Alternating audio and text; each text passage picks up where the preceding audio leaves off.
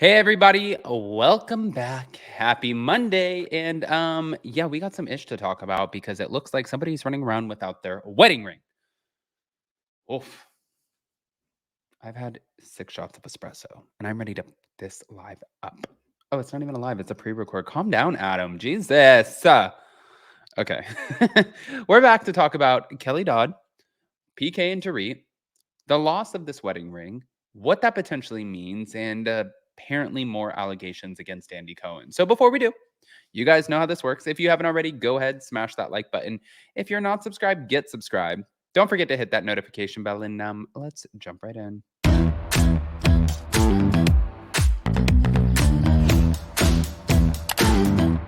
Cause no one can do it like we do it, like we do it, like we do it. Cause no one can do it like we do it, like we do it, like we do it.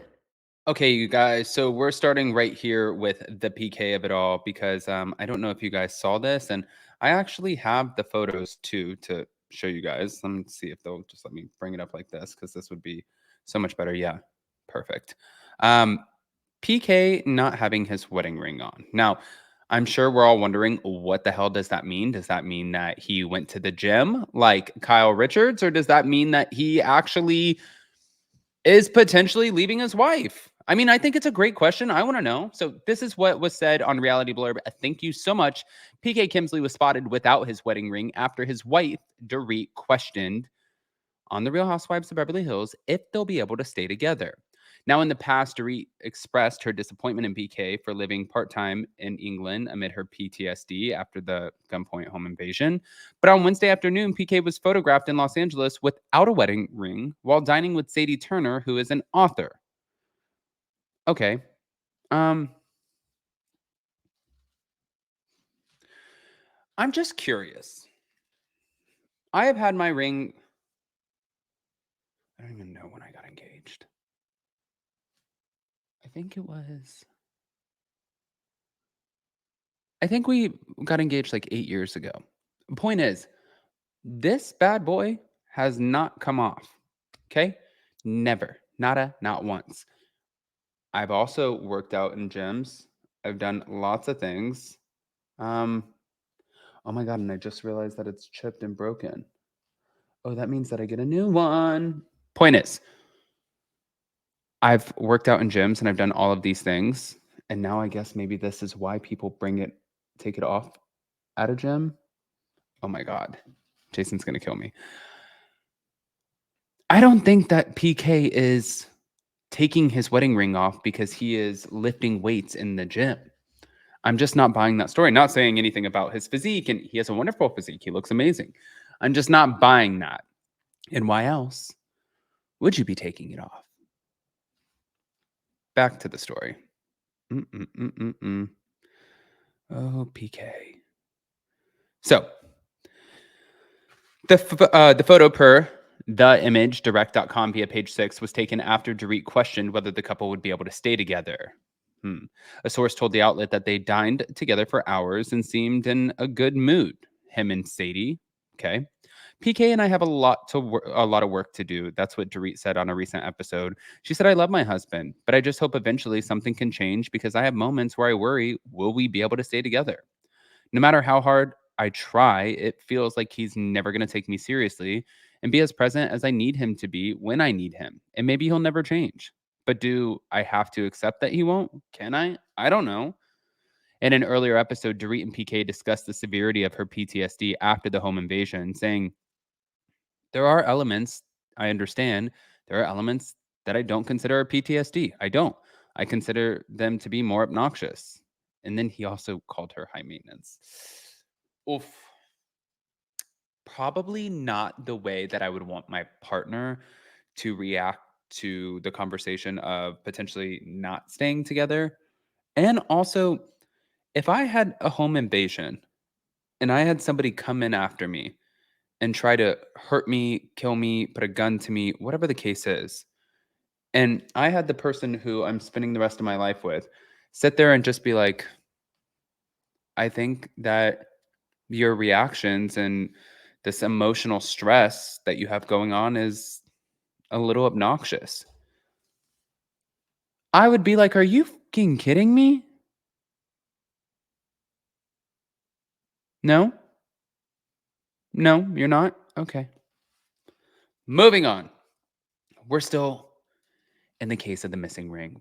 But guys, let us know what you think about the missing ring in the comment section. If you have a conspiracy theory, please, by all means, I'm entertaining all of this because I find it to be trouble in paradise. Sorry, Dorit and PK. Let's move over to Kelly Dodd. That's when you know something is going to hit the fan. Real Housewives of Orange County alum Kelly Dodd is weighing in on Leah McSweeney's Bravo lawsuit and drug allegations against Andy Cohen. Thank you to all about the Real Housewives, but on her podcast, Rick and Kelly's Daily Smash, Kelly and Rick discussed Leah's claims that Andy snorts the booger sugar with his favorite Real Housewives. Now, to start, Kelly claimed that Leah was Bravo's woke darling when she first joined the Real Housewives of New York in 2020. She was like the darling. They thought that she was the bee's knees. Bravo put her on all kinds of platforms like Watch What Happens Live, BravoCon, Ultimate Girls Trip.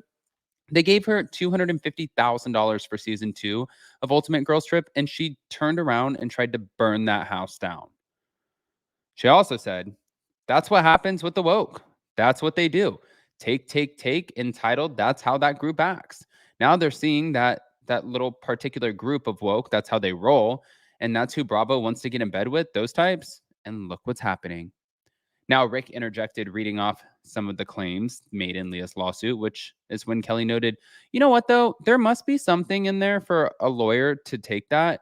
No lawyer would take on Bravo unless they thought they've had something.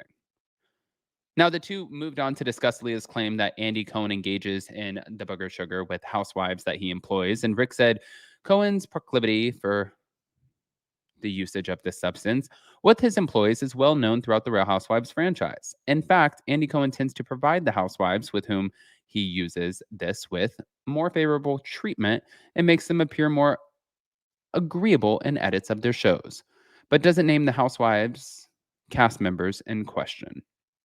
Kelly then said, I believe it. She said, I know 3 of them in New York. I'm not going to name, any names at all, but you know what? Why doesn't Andy Cohen just do a Johnny Depp and go, yeah, I do some booger sugar. I dance with the white lady from time to time. Why doesn't he? People will just look up to him more,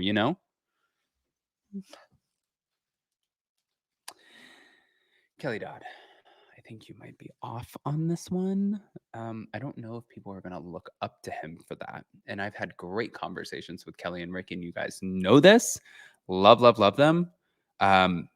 Especially, I think that Real Housewives of Orange County needs her back. I always say that. And of course, I'm not going to agree with everything, right? I'm not always going to agree with what everybody says, just like they're not going to agree with what I say. And that's okay. I can still, compartmentalize. Anyways, back to it. I just don't want to get shit from you guys. But back to it. She said that she knows of 3 housewives in New York, but she's not going to name names.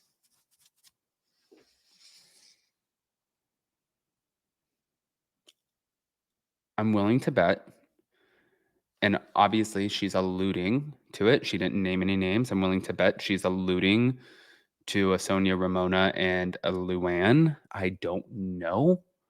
And I don't know if any of this is true. I mean, based off of what we've seen, there's multiple housewives who are coming forward saying that none of these allegations are true. I want to hear what you guys think. Pop off in the comment section. Let me know what you think. And more importantly, before you go, don't forget to smash that like button. If you're not subscribed, get subscribed. Don't forget to hit that notification bell, and we'll see you in a little bit. Love you guys.